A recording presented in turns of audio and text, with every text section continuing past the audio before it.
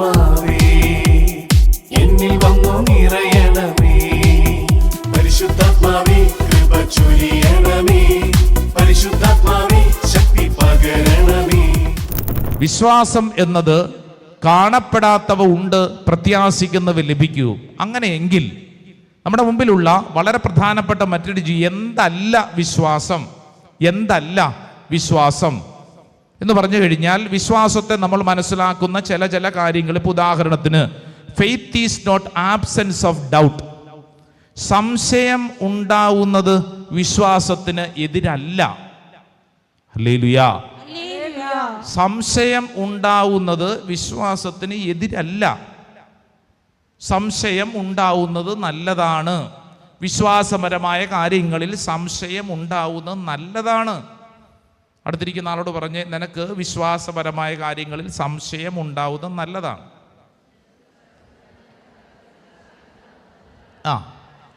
എന്തിന് സംശയം?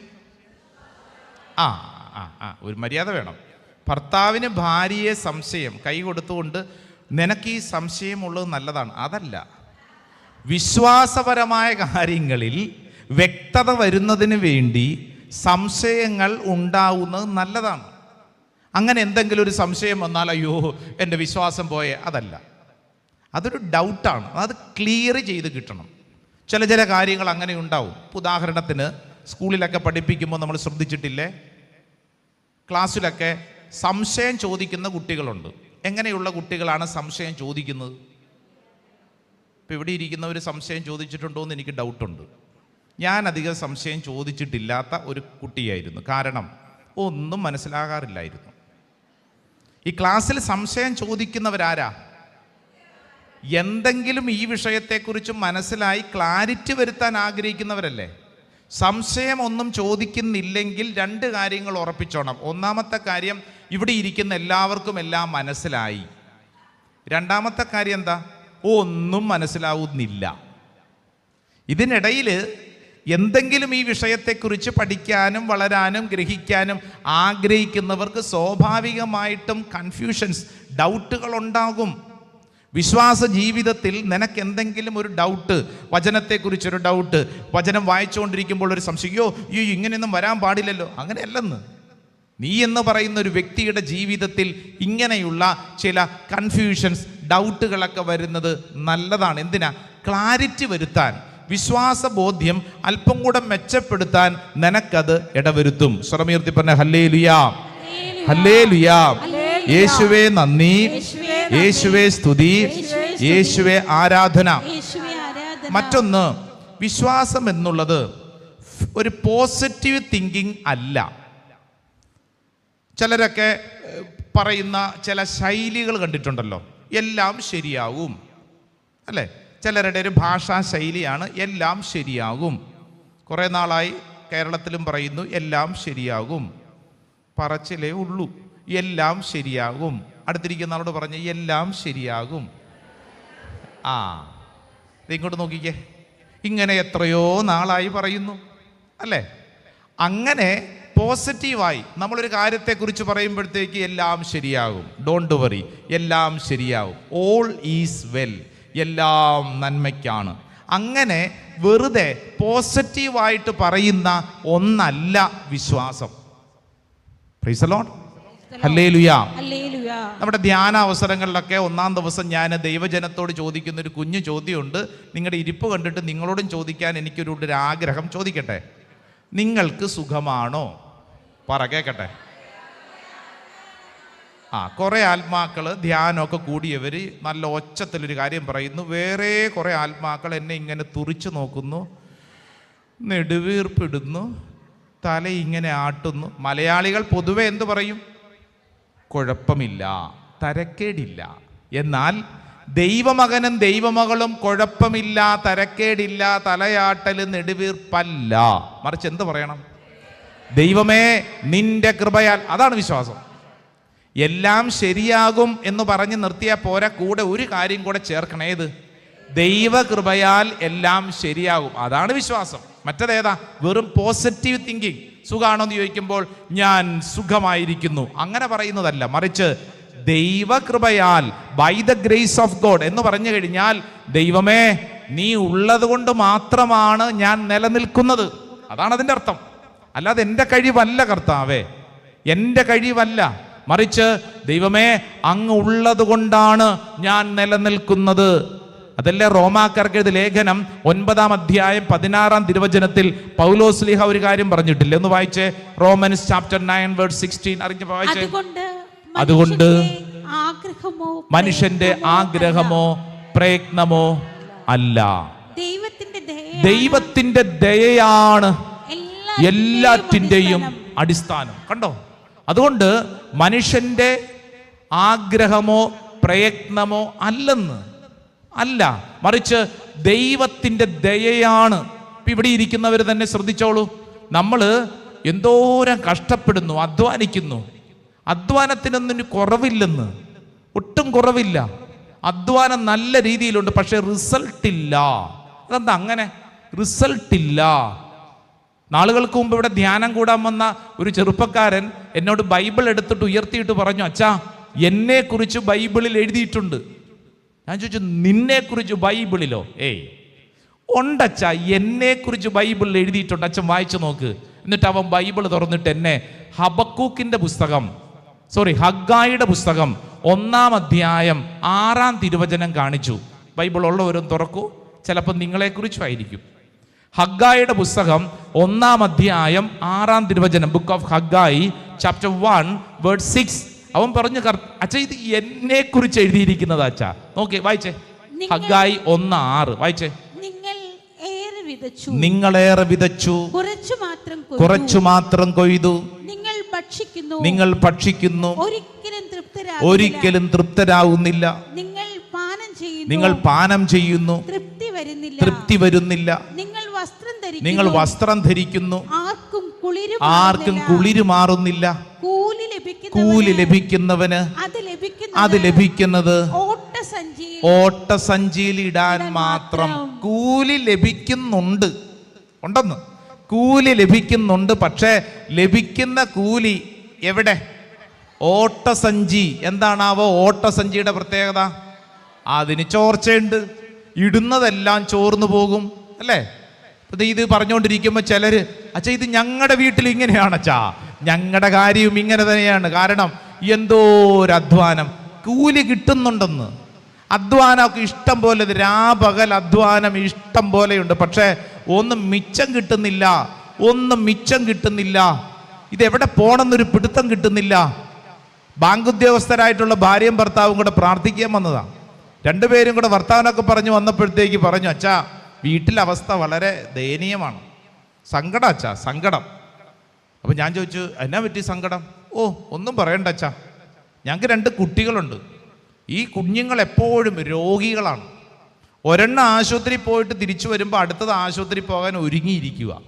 എന്ന് പറഞ്ഞാൽ ആശുപത്രി വിട്ടിട്ടൊരു ജീവിതമില്ല, എപ്പോഴും ആശുപത്രി ജീവിതം. അപ്പം ഇതിങ്ങനെ ആശുപത്രിക്കാരും പറഞ്ഞുകൊണ്ടിരിക്കുമ്പോൾ ഭാര്യ ഉടനെ തന്നെ ഭർത്താവിനെ തോണ്ടിയിട്ട് എന്നോട് പറഞ്ഞു, അച്ഛാ ആശുപത്രിക്കാരെ അവിടെ നിൽക്കട്ടെ, ഞങ്ങൾ തമ്മിൽ ഒരു ചേർച്ചയില്ല അച്ഛാ, എല്ലാ ദിവസവും വഴക്ക്. അപ്പം ഞാൻ ചോദിച്ചു, എന്തിൻ്റെ പേരിലാണ് വഴക്കുണ്ടാക്കുന്നത്? അറിയത്തില്ല അച്ഛാ, കാരണമൊന്നും വേണ്ട, വെറുതെ വഴക്കുണ്ടാക്കും. നിങ്ങളങ്ങനെ വഴക്കുണ്ടാക്കാറുണ്ടോ? അതേ ഉള്ളൂ, ഇത് തന്നെയാണ് കാര്യം. വെറുതെ എല്ലാ ദിവസവും കാരണമില്ലാതെ വഴക്ക്. 2 പേരും കരഞ്ഞ് വിഷമിച്ചാണ് രാത്രി കിടക്കുന്നത്. ആശുപത്രി, അപ്പൻ്റെ അമ്മേൻ്റെ അവസ്ഥ ഇങ്ങനെ. ഇത് പറഞ്ഞുകൊണ്ടിരിക്കുമ്പോഴാണ് ഭർത്താവ് പറഞ്ഞ, അച്ഛാ അതൊന്നും അല്ല കാര്യം സാമ്പത്തിക ഞെരുക്കം. ഞാൻ പറഞ്ഞു, നിങ്ങൾക്ക് 2 പേർക്കും നല്ല ജോലി, നല്ല ശമ്പളം, പട്ടിണിയൊന്നും അല്ലല്ലോ. എൻ്റെ അച്ഛാ കിട്ടുന്നതുണ്ടല്ലോ. ആദ്യത്തെ 2 ആഴ്ച കഴിയുമ്പോൾ പിന്നെ നാട്ടുകാരുടെ കയ്യിൽ നിന്നൊക്കെ ഒന്ന് മേടിച്ച് തട്ടിയും മുട്ടിയുമാണ് മുമ്പോട്ട് പോകുന്നത്. എന്തൊരവസ്ഥയാച്ചാ. ശമ്പളം കിട്ടുന്നുണ്ട്, ഇവർ വേറെ ഏതെങ്കിലും തരത്തിൽ പണം ഒന്നും അങ്ങോട്ട് ഇൻവെസ്റ്റ്മെൻറ്റ് നടത്തിയിട്ടില്ല, വീട് പണിതിട്ടില്ല, അങ്ങനെ ഒരു കാര്യത്തിനും പൈസ ഒന്നും ഇൻവെസ്റ്റ്മെൻറ്റ് നടത്തിയിട്ടില്ല. പക്ഷെ ഒരു പച്ച പിടിക്കുന്നില്ലെന്ന്, ഒരു മിച്ചമില്ലെന്ന്. ബൈബിൾ എന്താ പറയുന്നത്? ഞാൻ ഒത്തിരി വെള്ളം കുടിച്ചിട്ടും ദാഹം തീരുന്നില്ലെന്ന്, വസ്ത്രം ധരിച്ചിട്ടും കുളിര് മാറുന്നില്ലെന്ന്. കൂലി ലഭിക്കുന്നുണ്ട്, ലഭിക്കുന്നത് മുഴുവൻ ഓട്ടസഞ്ചിയിൽ ഇടാൻ മാത്രം, അത് മുഴുവൻ ചോർന്നു പോകുന്നു. റോമാലേഖനം 9:16 നമ്മൾ ഓർമ്മപ്പെടുത്തി, അതിനാൽ മനുഷ്യന്റെ ആഗ്രഹമോ പ്രയത്നമോ അല്ല, മറിച്ച് ദൈവത്തിന്റെ ദയാണ് എല്ലാറ്റിന്റെയും അടിസ്ഥാനം. സ്വരമുയർത്തി പറ ഹല്ലേലൂയാ, ഹല്ലേലൂയാ, ഹല്ലേലൂയാ. ഇത് നമ്മൾ കണ്ണും പൂട്ടി വിശ്വസിച്ചോണം. അതായത് നമ്മുടെ വിശ്വാസം എന്ന് പറയുന്നത് ഇത് വെറും പോസിറ്റീവ് തിങ്കിങ് മാത്രമല്ല, എല്ലാം ശരിയാവും, എല്ലാം ശരിയാവും. നോ. ഇപ്പം ഇഷ്ടം പോലെ നമ്മൾ യൂട്യൂബിലും ഇൻസ്റ്റാഗ്രാമിലൊക്കെ മോട്ടിവേഷൻ ടോക്കുകൾ കേൾക്കും. ചില കാര്യങ്ങൾ കേൾക്കുമ്പോഴത്തേക്ക് നമുക്ക് നല്ല ആവേശം തോന്നും, എന്നാൽ അത് നിലനിൽക്കുന്നില്ല. ശ്രദ്ധിച്ചിട്ടില്ലേ? ഒരു 5 മിനിറ്റ് നേരത്തേക്ക് നല്ല ആവേശം, അത് കഴിയുമ്പം ആ ആവേശം പോവും. കാരണം എന്താ? അത് വെറും ആശയങ്ങൾ മാത്രമാണ്, ആശയങ്ങളാണ്. ആശയങ്ങൾ അവിടെ നിൽക്കുള്ളൂ. നിന്റെ ജീവിതത്തിൽ ഈ ആശയങ്ങൾ അത് പ്രാവർത്തികമാക്കണമെങ്കിൽ വിശുദ്ധ ഗ്രന്ഥം പറയുന്നു എന്തെന്നറിയോ? നീ തമ്പുരാൻ കർത്താവിനെ അള്ളിപ്പിടിച്ചോണം, ദൈവത്തെ അള്ളിപ്പിടിച്ചോണം. സ്വരമുയർത്തി പറ ഹല്ലേലൂയാ. അപ്പൊ സുഖമാണോ എന്നൊരു ചോദ്യം ചോദിക്കുമ്പോൾ കൊടുക്കേണ്ട ഉത്തരം എന്താ? ദൈവകൃപയാൽ ഞാൻ സുഖമായിരിക്കുന്നു. കണ്ടോ? അങ്ങനെ പറയുമ്പോൾ ഒരു കാര്യം നമ്മൾ പ്രഖ്യാപിക്കുന്നു. ഏത്?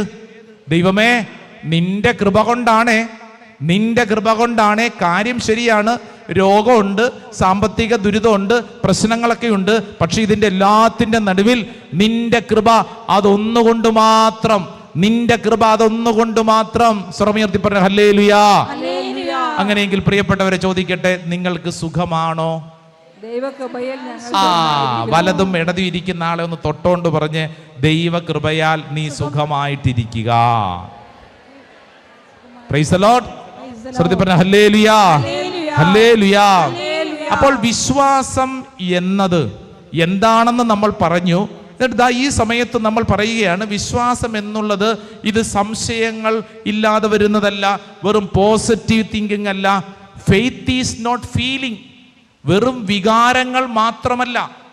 ചിലർക്ക് ഇമോഷൻസ് മാത്രമേ ഉള്ളൂ. ഇപ്പം നമ്മൾ വരുമ്പോഴത്തേക്ക് അവർ ഹല്ലേലൂയ എന്ന് പറയുന്നു, സ്തുതിക്കുന്നു, കയ്യടിക്കുന്നു, പാട്ട് പാടുന്നു. വൈകാരിക തലങ്ങളിൽ മാത്രം ഒതുങ്ങുന്നതല്ല വിശ്വാസം. സ്വരമെഴുതി പറഞ്ഞ ഹല്ലേലൂയാ, ഹല്ലേലൂയാ. അതായത് നമ്മുടെ ഉള്ളില് ഈ വിശ്വാസത്തെ കുറിച്ചൊക്കെ പറയുമ്പോൾ വൈകാരികമായിട്ട് നമുക്ക് പല അനുഭവങ്ങളും തോന്നും. അവിടം കൊണ്ട് അവസാനിക്കേണ്ടതല്ല വിശ്വാസം എന്നുള്ളത്. വികാരങ്ങൾക്കും അതീതമായി ദൈവത്തിലുള്ള പരിപൂർണമായിട്ടുള്ള ഒരു ബോധ്യമാണ്. പ്രൈസ് ദി ലോർഡ്, ഹല്ലേലൂയാ. സാധാരണ വിശ്വാസത്തെ കുറിച്ചൊക്കെ പ്രസംഗിക്കുമ്പോൾ പണ്ട് മുതൽ പ്രസംഗങ്ങളിലൊക്കെ കേട്ടിട്ടുള്ള ഒരു സംഭവം നിങ്ങളെ ഞാനൊന്ന് ഓർമ്മപ്പെടുത്താം. അത് 1859 കാനഡയില് നയാഗ്ര വെള്ളച്ചാട്ടത്തിൻ്റെ മുകളിലൂടെ സഞ്ചരിച്ച ഒരാളെ കുറിച്ചാണ്. അദ്ദേഹത്തിൻ്റെ പേര് ചാൾസ് ബ്ലോണ്ടിൻ എന്ന് പറയുന്ന ഒരു വ്യക്തിയാണ്. പേരെന്താണ്? Charles Blondin. മറന്നുപോയാലും കുഴപ്പമില്ല. Charles Blondin. ഇദ്ദേഹത്തിൻ്റെ പ്രത്യേകത, ഇത് ചരിത്രപരമായ രേഖകളൊന്നുമില്ല, പക്ഷേ പ്രസംഗങ്ങളിലൊക്കെ വർഷങ്ങളായിട്ട് നമ്മൾ കേൾക്കുന്ന ഒരു കഥാപാത്രവും അതിൻ്റെ ഒരു ഇല്ലസ്ട്രേഷനുമാണ്. അദ്ദേഹത്തിൻ്റെ പ്രത്യേകത, ഈ നയാഗ്ര വെള്ളച്ചാട്ടത്തിൻ്റെ മുകളിലൂടെ 1100 അടി നീളത്തിൽ 160 അടി ഉയരമുള്ള ഒരു കയർ കെട്ടിയിട്ട് ഈ നയാഗ്ര വെള്ളച്ചാട്ടം നമുക്കറിയാം, വെള്ളച്ചാട്ടങ്ങളിൽ തന്നെ ഏറ്റവും വലിയൊരു വെള്ളച്ചാട്ടമെന്ന് ചരിത്രത്തിൽ രേഖപ്പെടുത്തപ്പെട്ടിരിക്കുന്ന വലിയ വെള്ളച്ചാട്ടം. അപ്പോൾ ഇത് കാണാൻ ഒത്തിരി ജനം, അമേരിക്കയുടെയും കാനഡ എന്ന് പറയുന്ന രാജ്യത്തിൻ്റെയൊക്കെ ഒരു അതിർത്തി പ്രദേശങ്ങളിലാണല്ലോ ഇത് വരുന്നത്. അപ്പോൾ 2 പ്രദേശങ്ങളിൽ നിന്ന് കാണാമത്രേ. അപ്പോൾ ഈ ചാൾസ് ബ്ലോണ്ടിൻ എന്ന് പറഞ്ഞ വ്യക്തി, ഇപ്പം ഇയാൾ എന്ത് ചെയ്യുന്നറിയോ? ഒരു കയർ കെട്ടിയിട്ട് ഈ കയറിൻ്റെ മുകളിലൂടെ ഇയാൾ ബാലൻസ് ചെയ്ത് ജനത്തെ അത്ഭുതപ്പെടുത്തി. ജനം കയ്യടിയോട് കയ്യടി. കാരണം ഇത്രയും വലിയ വെള്ളച്ചാട്ടത്തിൻ്റെ മുകളിലൂടെ ഒരാൾ നടക്കുന്നു. ഇയാൾ നടന്നുവെന്ന് മാത്രമല്ല, ഇയാൾ അടുത്ത് എന്ത് ചെയ്യുന്നറിയോ? കണ്ണും കെട്ടി നടന്നു. അയ്യോ, കണ്ണും കെട്ടി വെള്ളച്ചാട്ടത്തിൻ്റെ ഈ മുകളിൽ കയർ കെട്ടിയിട്ട് അതിൻ്റെ മുകളിലൂടെ നടന്നു. എങ്ങനെ നടന്നു? കണ്ണും കെട്ടി നടന്നു. അപ്പം ജനം കയ്യടിയോട് കയ്യടി. അതിനുശേഷം ഇദ്ദേഹത്തിൻ്റെ ഇല്ലസ്ട്രേഷനിൽ ഇങ്ങനെയാണ്, ഒരു ഉന്തുവണ്ടി പോലത്തെ ഒരു സാധനം ഉരുട്ടിക്കൊണ്ട് ഇയാൾ നടന്നു. ഓ, ജനം കയ്യടിയോട് കയ്യടി. കാരണം ഇത്രയും വലിയൊരു മനുഷ്യൻ. ഇപ്പം ഇദ്ദേഹം ഈ വലിയൊരു പ്രകടനത്തിന് ശേഷം ഇറങ്ങി ജനക്കൂട്ടത്തെ അഭിവാദനം ചെയ്തു. അപ്പൊ ജനക്കൂട്ടം കയ്യടി. അപ്പോൾ അദ്ദേഹം ഇവരോട് ചോദിച്ചു, നിങ്ങൾക്ക് ഞാൻ ഈ കയറിൻ്റെ മുകളിലൂടെ ഇങ്ങനെ എനിക്ക് കണ്ണടച്ചും ഇങ്ങനെയൊക്കെ നടക്കാൻ പറ്റുമെന്ന് നിങ്ങൾക്ക് വിശ്വാസമുണ്ടോ? ജനം പറഞ്ഞ് വിശ്വാസം ഉണ്ടോന്ന്, ഞങ്ങൾ കണ്ണുകൊണ്ട് കണ്ടതല്ലേ, എന്നതാ. അപ്പൊ ഇദ്ദേഹം പറഞ്ഞു, അങ്ങനെയെങ്കിൽ എനിക്ക് ഒരാളെ തോളത്ത് ചുമന്നുകൊണ്ട് പോകാൻ പറ്റും, നിങ്ങളത് വിശ്വസിക്കുന്നുണ്ടോ? ജനം പറഞ്ഞു, സംശയമുണ്ടോ? ഇങ്ങനെയൊക്കെ ചെയ്യാൻ പറ്റുന്ന ആൾക്ക് തോളത്ത് ഒരാളെ ചുമന്നുകൊണ്ട് പോകാൻ നിഷ്പ്രയാസം. കയ്യടിയോട് കയ്യടി.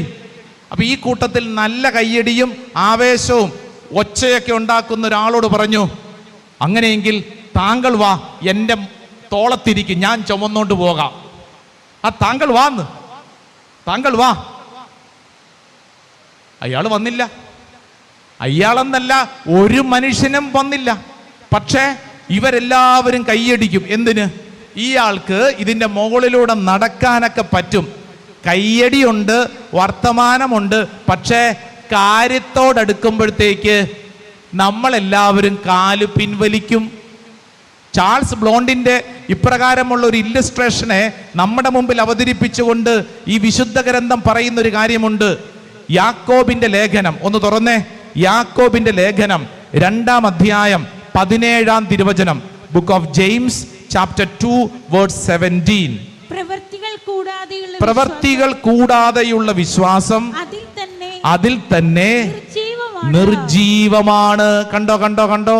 പ്രവർത്തികൾ കൂടാതെയുള്ള വിശ്വാസം. വർത്തമാനം പറയാൻ ഇഷ്ടം പോലെയുണ്ടെന്ന് അല്ലേ? അതായത് വായിൽ നിന്ന് വീഴുന്ന വാക്ക് വിശ്വാസം കൊള്ളാം, പക്ഷേ ഞാൻ വിശ്വസിക്കുന്നു എന്ന് പറയുന്നു, എൻ്റെ പ്രവർത്തികളിൽ ഇല്ലെങ്കിൽ അത് അബദ്ധമാണ്.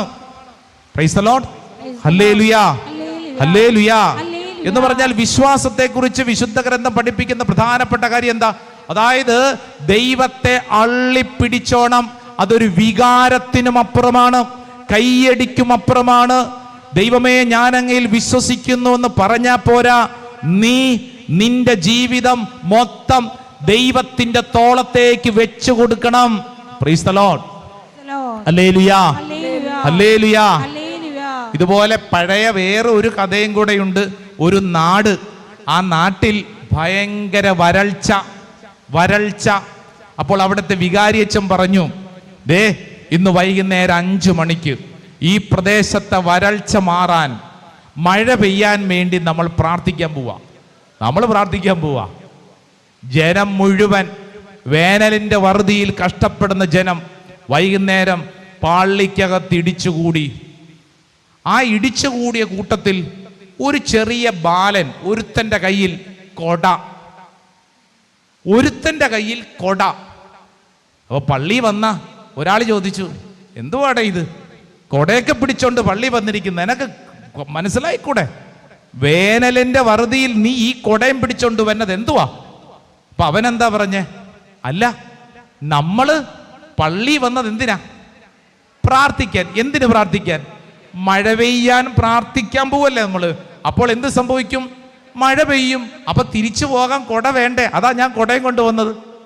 ഒറ്റൊരുത്തനെ കൊട കൊണ്ടുവന്നുള്ളെന്ന്, ബാക്കിയുള്ളവരാരും കൊണ്ടുവന്നില്ല എന്ന് പറഞ്ഞ് എന്ത് മനസ്സിലായി? സംസാരത്തിലുണ്ട്, പ്രവൃത്തിയിലില്ല. അത് വളരെ അപകടം പിടിച്ചതാണ്. സംസാരത്തിൽ മാത്രം പോരാ. യാക്കോബ് ശ്ലീഹ പറയുന്നു 2-ാം അധ്യായം 17-ാം തിരുവചനം, പ്രവർത്തികൾ കൂടാതെയുള്ള വിശ്വാസം അതിൽ തന്നെ നിർജീവമാണ്. സ്വരമുയർത്തി പറഞ്ഞ ഹല്ലേലൂയാ, ഹല്ലേലൂയാ. പ്രവർത്തികൾ കൂടാതെയുള്ള വിശ്വാസം. നിന്റെ വിശ്വാസമാകണമെങ്കിൽ അത് പ്രവൃത്തിയിൽ ഉണ്ടായിരിക്കണം. വെറും വൈകാരികമായിട്ട് മാത്രം മാറ്റരുത്. മാറ്റരുത്. അതിൽ തന്നെ അനുഗ്രഹമില്ലെന്ന് ഞാൻ ഓർക്കുന്ന ഒരു സംഭവം ഇതിനോട് ബന്ധപ്പെട്ടൊക്കെ പറയാൻ പറ്റിയതാണ്. അതായത് വൈദികനാകുന്നതിന് മുമ്പ് ഒരു പള്ളിയിൽ പാസ്റ്ററൽ സഹായിയായിട്ട് നിൽക്കുവാണ്. എന്ന് പറഞ്ഞു കഴിഞ്ഞാൽ ആ വികാരിയച്ഛനെ സഹായിച്ചുകൊണ്ട് ഞായറാഴ്ച കാറ്റഗിസം പഠിപ്പിക്കാൻ യുവജനങ്ങൾക്കിടയിൽ അങ്ങനെ ആ വികാരിയച്ഛനെ സഹായിച്ചൊക്കെ നിൽക്കുന്നു. അങ്ങനെ നിൽക്കുമ്പോൾ ആ ഇടവകയിൽ വികാരിയച്ഛൻ പറഞ്ഞു, ഇവിടുത്തെ യുവജനങ്ങളെയും കൊണ്ട് ബ്രദർ ഒരു പിക്നിക്കിന് പോകണം. ഇവരുടെ കൂട്ടത്തിൽ ആരെങ്കിലും പോകണം. അപ്പോൾ അത് എൻ്റെ തലയിലായി. ഞാൻ പറഞ്ഞു തീർച്ചയായിട്ടും പോവാം. അങ്ങനെ ഒരു ദിവസം ഇവരെയും കൊണ്ട് പിക്നിക്കിന് പോവുകയാണ്. പിക്നിക്കിന് പോകുമ്പോൾ അത് മലമ്പുഴയോ അവിടെ എവിടെയും കണ്ടൊക്കെ പോയി വരുന്ന വഴിക്ക് അത് തൃശ്ശൂർ പ്രദേശത്ത് അവിടെ ഒരു സർക്കസ് നടക്കുന്നു. ജെമിനി സർക്കസോ അങ്ങനെ എന്തോ ഒരു സർക്കസ് കണ്ടിട്ടില്ല. ഇപ്പം സർക്കസുകൾ പൊതുവെ കുറവാണ്, പണ്ട് ഇഷ്ടംപോലെ ഉണ്ടായിരുന്നു. സർക്കസ് കൂടാരം. അപ്പം ഈ ജെമിനി സർക്കസ്, ആ സർക്കസ് നടക്കുന്നു. സർക്കസ് കൂടാരത്തിൽ എനിക്ക് ഏറ്റവും ഇഷ്ടപ്പെട്ട ഒരു ഐറ്റം മരണക്കിണർ എന്ന് പറയുന്ന ഒരു ഐറ്റം ഉണ്ട്. കണ്ടിട്ടുണ്ടോ ചേച്ചി? സർക്കസ് കണ്ടിട്ടില്ല. മരണക്കിണർ എൻ്റെ പൊന്നെ. അപ്പം ഈ മരണക്കിണറിന് ചുറ്റും നിന്ന് എല്ലാവരോടും കൂടെ കയ്യടിയോടുകൂടി ഒരു ചെറുപ്പക്കാരൻ ബൈക്കിൽ ഇങ്ങനെ കറങ്ങിക്കൊണ്ടിരിക്കുകയാണ്. അതിൻ്റെ അകത്ത് അവനിങ്ങനെ കറങ്ങും. അവൻ ഈ കറങ്ങി മുകളിലെത്തുമ്പോൾ ആളുകൾ ഇടയ്ക്ക് പൈസയൊക്കെ നീട്ടും. അപ്പോൾ അവൻ ആ പൈസയൊക്കെ മേടിച്ച് പോക്കറ്റ് വയ്ക്കും. ബൈക്കിൽ അഭ്യാസം എന്ന് പറഞ്ഞു കഴിഞ്ഞാൽ ഭീകരാഭ്യാസം.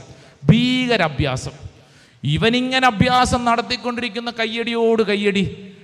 അപ്പോൾ ഈ കറക്കത്തിനിടയിൽ ഒരു നിമിഷം ഇവൻ മുകളിൽ വന്ന് നിന്നിട്ട് പറഞ്ഞു, എങ്ങനെയുണ്ട് എൻ്റെ കറക്കം? അപ്പം എല്ലാവരും കൂടെ പറഞ്ഞു സൂപ്പർ, അടിപൊളി. അപ്പോൾ ഇയാൾ പറഞ്ഞു, അങ്ങനെയെങ്കിൽ നിങ്ങളിൽ ഒരാൾക്ക് എൻ്റെ ബൈക്കിൻ്റെ പുറകിലിരിക്കാം വാ.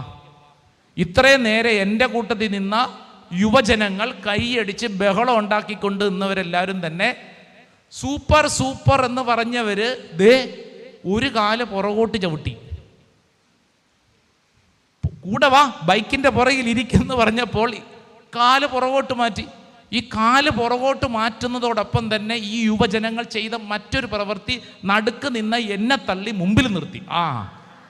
പിള്ളേരല്ലേ, ഞാൻ ദേ മുമ്പിൽ നിൽക്കുന്നു. എന്നിട്ട് ഇവർ കൈയടിച്ച് ബ്രദർ എന്ന് പറഞ്ഞാൽ ഞാൻ കയറി പോണമെന്ന്. എന്ത് ചെയ്യും? എനിക്കാണെങ്കിൽ കൈകാലുകൾ കൂട്ടിയിടിച്ചിട്ട് വയ്യ. ഇത് കണ്ടിട്ട് തന്നെ പേടിയുണ്ട്, വിഷമമുണ്ട്. ഞാൻ എന്ത് ചെയ്യും? ഇവരോട് ഇനി എന്തു പറഞ്ഞാൽ മനസ്സിലാവും? അപ്പോൾ ഞാൻ അവസാനത്തെ അടവെടുത്തു. ഞാൻ ഇവരോട് പറഞ്ഞു, കാനൻ ലോയിൽ ബ്രദറന്മാർ മരണക്കിണറിൽ ബൈക്കേ കയറാൻ പാടില്ല എന്ന് എഴുതി വെച്ചിട്ടുണ്ട്, അതുകൊണ്ട് എനിക്ക് പറ്റത്തില്ല. നമ്മുടെ യുവജനങ്ങൾക്ക് കാനൻ ലോ എന്താണെന്നോ ബ്രദർ ബൈക്കേ കയറാൻ പാടില്ലെന്നോ ഇത് വല്ലതും എഴുതി വെച്ചിട്ടുണ്ടെന്ന് വല്ലതും അറിയോ? അപ്പോൾ ഇവർ പറഞ്ഞു, അയ്യോ അങ്ങനെയാണെങ്കിൽ പിന്നെ വേണ്ട, ഞാൻ രക്ഷപ്പെട്ടു. ഇല്ലെങ്കിൽ ഇതുങ്ങളെല്ലാം കൂടെ എന്നെ പിടിച്ച് അങ്ങോട്ട് നിർത്തിയത്. അപ്പോൾ അതായത് ഞാനിത് പറയുമ്പോൾ, നിങ്ങളുടെ മുമ്പിൽ ഇത് പറയുമ്പോൾ ഓർക്കുന്ന കാര്യം എന്താണെന്നറിയോ? എല്ലാവരും കൈയടിക്കാൻ ആളുണ്ടെന്ന് കൈയടിക്കും, പക്ഷെ ഒരു കാര്യം വരുമ്പോൾ കാല് പുറകോട്ട് വലിച്ചു കളയും. വിശ്വാസം ഉണ്ടോ? പറ. ഇതിപ്പോൾ ഉണ്ടെന്നും പറയാൻ പാടില്ല, ഇല്ലെന്നും പറയാൻ പാടില്ലാത്ത അവസ്ഥയായിപ്പോയി. വിശ്വാസം ഉണ്ടോ? ഉണ്ടെന്ന് പറഞ്ഞാൽ പോരാ, അത് പ്രവൃത്തിയിൽ തെളിയിക്കണം. സ്വരമുയർത്തി പറ ഹല്ലേലൂയാ, ഹല്ലേലൂയാ. വിശ്വാസം ഉണ്ടെന്ന് പറഞ്ഞാൽ പോരാ, അത് പ്രവൃത്തിയിൽ തെളിയിക്കണം. ഒന്ന് ചാടി എഴുന്നേറ്റ് നിന്നേ. രണ്ട് കരങ്ങൾ സ്വർഗത്തിലേക്ക് നന്നായിട്ടൊന്ന് ഉയർത്തിപ്പിടിച്ചേ. നിന്റെ ജീവിതത്തിൽ വിശ്വാസം എന്നുള്ളത് അത് വെറും വികാരങ്ങളിലാൽ മാത്രമല്ല, അത് വെറും തോന്നലുകൾ മാത്രമല്ല, അത് സംശയം വന്നാൽ വീഴു പോകുന്നതല്ല, അത് വെറും പോസിറ്റീവ് തിങ്കിങ് അല്ല, മറിച്ച് തമ്പുരാന്റെ കയ്യിൽ കണ്ണും പൂട്ടി നിന്റെ ജീവിതത്തെ ഏൽപ്പിക്കുന്നതാണ്. രണ്ട് കരങ്ങൾ സ്വർഗത്തിലേക്ക് ഉയർത്തി കണ്ണടച്ചോ. നീ അത് മനസ്സിൽ കാണണം. നിന്റെ ജീവിതത്തെ, നിന്റെ ശരീരത്തെ, നിന്റെ കുടുംബത്തെ, നിന്റെ ഭാരത്തെ മുഴുവൻ, നിന്റെ വെയിറ്റ് മുഴുവൻ ഇതാ തമ്പുരാൻ കർത്താവിന്റെ തോളിലേക്ക് വെച്ചു കൊടുക്കുന്നു. അതാണ് വിശ്വാസം. തമ്പുരാൻ കർത്താവിന്റെ തോളിലേക്ക് വെച്ചു കൊടുക്കുന്നു. ദൈവമേ, സമ്പൂർണമായി ഞാൻ നിന്നിൽ ആശ്രയിക്കുന്നു. രണ്ട് കരങ്ങൾ ഉയർത്തിപ്പിടിച്ചോ. ഇവിടെ നിന്ന് പ്രാർത്ഥിക്കുന്ന ആരെങ്കിലും ഏതെങ്കിലും വിഷയങ്ങൾ നിന്റെ തലയിൽ ഇങ്ങനെ ചിന്തിച്ച് ഞാൻ എന്ത് ചെയ്യും, നിന്നിലല്ല മറിച്ച് ദൈവത്തിലാണ് ആശ്രയിക്കേണ്ടത്. മനുഷ്യ, പദ്ധതികൾ നീ വിഭാവനം ചെയ്യുന്നു, അന്തിമമായ തീരുമാനം കർത്താവിൻ്റെതത്രേ. കരങ്ങൾ ഉയർത്തിപ്പിടിക്കുമ്പോ തമ്പുരാൻ കർത്താവിന്റെ കയ്യിൽ ഇങ്ങനെ മുറുകെ പിടിച്ചോണം. റോമാലേഖനം 9:16. അതിനാൽ നിന്റെ ജീവിതത്തിൽ നിന്റെ ആഗ്രഹമോ പ്രയത്നമോ അല്ല, മറിച്ച് കർത്താവിന്റെ കൃപയാണ് പ്രധാനപ്പെട്ടത്. രണ്ട് കരങ്ങൾ ഉയർത്തിപ്പിടിക്കുമ്പോ, കർത്താവേ, നിന്റെ കയ്യിലാണ് ഞാൻ പിടിച്ചിരിക്കുന്നത്. ഒരു മനുഷ്യന്റെയും കയ്യിലല്ല, ഒരു അധികാരിയുടെ കയ്യിലുമല്ല, ഒരു രാഷ്ട്രീയ നേതാവിന്റെ കയ്യിലല്ല, ഒരു കുടുംബ പാരമ്പര്യത്തിലല്ല. അഹങ്കരിക്കാൻ ഒന്നുമില്ല കർത്താവേ. രണ്ട് കരങ്ങളും തമ്പുരാൻ കർത്താവിന്റെ കയ്യിൽ ഇങ്ങനെ മുറുകെ പിടിച്ച്, കർത്താവേ എന്നെ തന്നെ ഞാൻ സമർപ്പിക്കുന്നു. ഓ കർത്താവെ, ഞാൻ വിശ്വസിക്കുന്നു, വിശ്വാസത്താൽ ഞാൻ മുന്നേറും. കരങ്ങൾ ഉയർത്തി ഈശോയെ എന്ന് വിളിച്ച്, കർത്താവെ ഞാൻ വിശ്വാസത്താൽ ഞാൻ മുന്നേറും. കർത്താവെ വിശ്വസിക്കുന്നു, ഇത് ഏറ്റെടുക്കുന്ന കർത്താവെ, അങ്ങയിൽ ആശ്രയിക്കുന്ന കർത്താവെ. സ്തുതിക്കട്ടെ, സ്തുതിക്കട്ടെ, സ്തുതിക്കട്ടെ, സ്തുതിക്കട്ടെ, സ്തുതിക്കട്ടെ, സ്തുതിക്കട്ടെ. നന്നായിട്ട് സ്തുതിച്ചേ പോരാ, ശക്തിയോടെ കൈയടിച്ചേ, നന്നായിട്ട് കൈയടിച്ചേ, കരങ്ങൾ ഉയർത്തി കൈയടിച്ചേ. ഓ കർത്താവേ, ഇനിമേൽ എന്നെ പുറകോട്ട് വലിക്കാൻ ഒന്നിനും സാധ്യമല്ല. ഞാൻ കണ്ണും മൂട്ടി വിശ്വസിക്കുന്നു, എന്റെ കർത്താവ് ഇന്നും ജീവിക്കുന്നവൻ, ഇപ്പോൾ ഇവിടെ ജീവിക്കുന്നവൻ, എന്നിൽ പ്രവർത്തിക്കുന്നവൻ ഞാൻ ആശ്രയിക്കുന്നു. കരങ്ങൾ ഉയർത്തി ചാടിത്തുള്ളി പോരാ, ശക്തിയോടെ. ആമേൻ. വിശ്വാസത്തിൽ എന്നും മുന്നേറും ഞാൻ. ആമേൻ. വിശ്വാസത്താൽ എല്ലാം ചെയ്തിടും ഞാൻ. യെസ്. വിശ്വാസത്തിൽ എന്നും മുന്നേറും. ആമേൻ, ആമേൻ. വിശ്വാസത്താൽ എല്ലാം ചെയ്തിടും ഞാൻ. ഒന്നും അസാധ്യമായില്ല എന്റെ മുന്നിൽ, ഇനി ജയം എനിക്കുണ്ട്. യേശുവേ. ഒന്നും അസാധ്യമായില്ല എന്റെ മുൻപിൽ ജയം എനിക്കുണ്ട്. ചാടിത്തുള്ളി കൈകൾ അടിച്ച് പിന്മാറുകയില്ല വിശ്വാസച്ചുവടുകൾ. മുന്നോട്ട് മുന്നോട്ട്. ആരെല്ലാം എതിർത്താലും എന്തെല്ലാം വഹിച്ചാലും പിന്മാറുകയില്ല ഇനി ഞാൻ. പാടി പാടി കാലത്തോടെ ഇനി കൽപ്പിക്കും ഞാൻ, പ്രതികൂലങ്ങൾ മാറിപ്പോകും. യേശുവേ. ഒന്നും അസാധ്യമായില്ല എന്റെ മുൻപിൽ, ഇനി ജയം എനിക്കുണ്ട്. രണ്ട് കരങ്ങൾ ഉയർത്തി ഈശോ വിളിക്കട്ടെ, വിളിക്കട്ടെ, വിളിക്കട്ടെ, വിളിക്കട്ടെ, വിളിക്കട്ടെ, വിളിക്കട്ടെ. സ്തുതിക്കട്ടെ, സ്തുതിക്കട്ടെ, സ്തുതിക്കട്ടെ. ഓ കർത്താവേ, ഞങ്ങൾ വിശ്വസിച്ച് പ്രാർത്ഥിക്കുന്നു, വിശ്വസിച്ച് പ്രാർത്ഥിക്കുന്നു, അങ്ങയിൽ ഞങ്ങൾ ആശ്രയിക്കുന്നു. ഓ കർത്താവേ, ഈ ശുശ്രൂഷ സമയത്ത് സംഭവിക്കപ്പെടട്ടെ, വലിയ അഭിഷേകം സംഭവിക്കപ്പെടട്ടെ. കർത്താവേ, ഞങ്ങൾ അങ്ങയിൽ ആശ്രയിക്കുന്നു. ആരാധന, ആരാധന, ആരാധന, ആരാധന, ആരാധന, ആരാധന, ആരാധന, ആരാധന, ആരാധന. രണ്ട് കരങ്ങളും ശിരസിൽ കമഴ്ത്തി വെച്ചു. വിശ്വാസം എന്നുള്ളത് വെറും വൈകാരികമായിട്ടുള്ള ഒരു മേഖല മാത്രമല്ല, അതിനും അപ്പുറം ആഴത്തിൽ തമ്പുരാൻ കർത്താവിൽ നമ്മളെ തന്നെ ഭരമേൽപ്പിക്കുന്നതാണ്. വിശ്വാസം എന്നുള്ളത് നമ്മൾ സ്വയം ആശ്രയിക്കുന്നതിലല്ല, മറിച്ച് ദൈവത്തിൽ വട്ടം പിടിക്കുന്നതിലാണ്. ഇത് വെറും ഒരു പോസിറ്റീവ് തിങ്കിങ് അല്ല, മറിച്ച് ദൈവമേ അങ്ങയിലാണ് എൻ്റെ ആശ്രയം, അങ്ങൻ്റെ കൂടെയുണ്ട്, ദൈവമേ അങ്ങയിൽ എൻ്റെ ജീവിതം സമർപ്പിക്കുന്നു. നെറ്റിയിലൊരു കുരിശടയാളം വരയ്ക്കുക, ഉച്ചത്തിൽ പറയുക ആമേൻ, ആമേൻ, ആമേൻ.